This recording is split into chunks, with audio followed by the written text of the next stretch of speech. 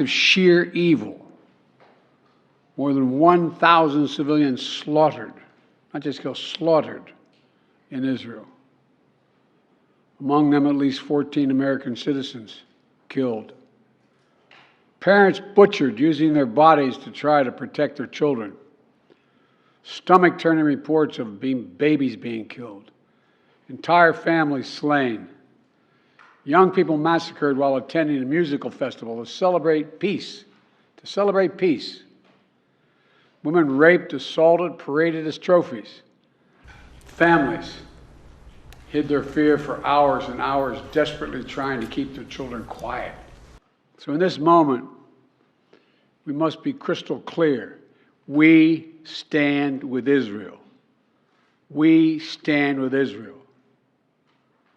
And we will make sure Israel has what it needs to take care of its citizens, defend itself, and respond to this attack. There's no justification for terrorism. There's no excuse. Hamas does not stand for the Palestinian people's right to dignity and self-determination. Its stated purpose is the annihilation of the State of Israel and the murder of Jewish people. And let there be no doubt, the United States has Israel's back. We will make sure the Jewish and democratic State of Israel can defend itself today, tomorrow, as we always have. It's as simple as that. These atrocities have been sickening. We're with Israel. Let's make no mistake. Thank you. So with all the issue that is ongoing between Israel and Palestine and Hamas, there are some videos I want us to watch and share our thoughts and opinion about what the people in the videos said. But before we get to that, I just want to ask you guys this question.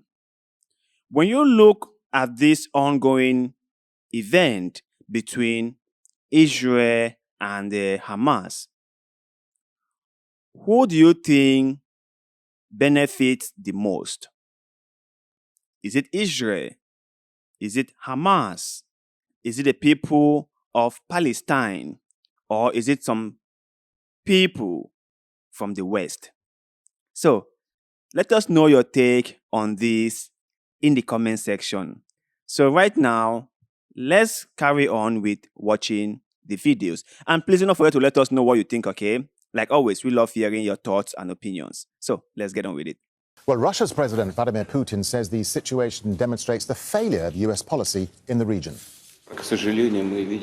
Unfortunately, we can see a sharp deterioration of the situation in the Middle East.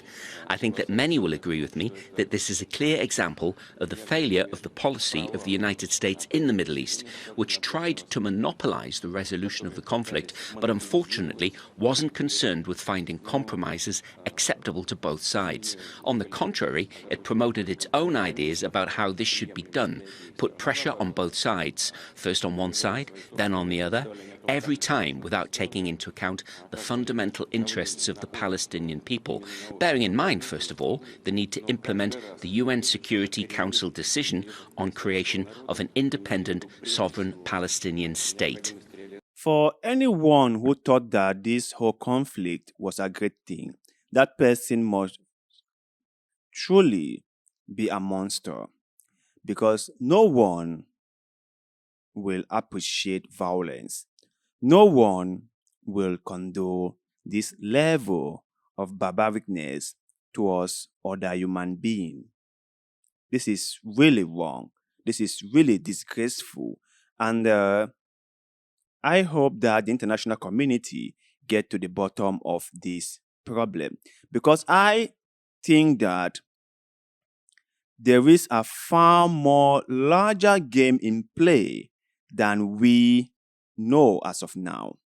That is what I think. Because for this to have taken place, for an incident like this, of this magnitude, of this scale, to have taken place without nobody knowing what was going on, is kind of like mind-boggling to me.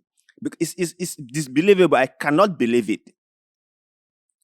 And no matter how much I tried to rationalize the whole thing and maybe think that no one saw it coming and that people or the people in Israel might have let their guard down. I still come back to the same conclusion that someone, somewhere, knew something and decided not to do anything. Because remember, for something like this to have taken place, required a lot of practice, preparations. Where did they get all this equipment that they used in carrying out this act? Where did they get it? How did they get it into Gaza? Because remember, Gaza is like an open prison. Nothing goes in and out of Gaza without Israel or Egypt knowing. The people in Gaza cannot have anything delivered to them without it passing through Israel or Egypt. So how did all the things that Hamas used to carry out these crimes, this barbaric act, get into Gaza? That is question number one. Question number two, how was all this organized? How was all the Hamas fighters brought together? And how did they practice about carrying out this act without the Israeli spy agency knowing of it, without the American intelligence agency knowing of it, without MI6, that's the British intelligence agency, knowing of it? How come? So, my brothers and sisters, I don't want to sound all conspiratorial, but let me ask you this question. What does Hamas stand to gain from carrying out this act? Because I'm sure they knew that when they did what they've done, Israel was going to come on them heavily. But they did it anyway because everyone in the Middle East knows how powerful Israel is.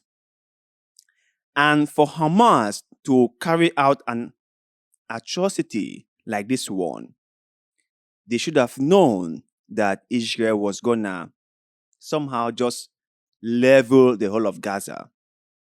So my question is, what might have been their motive, and what do they stand to gain from carrying out this act, which I really believe that hasn't really advanced the Palestinian cause rather than just set them back. Because remember, Israel would trample on them.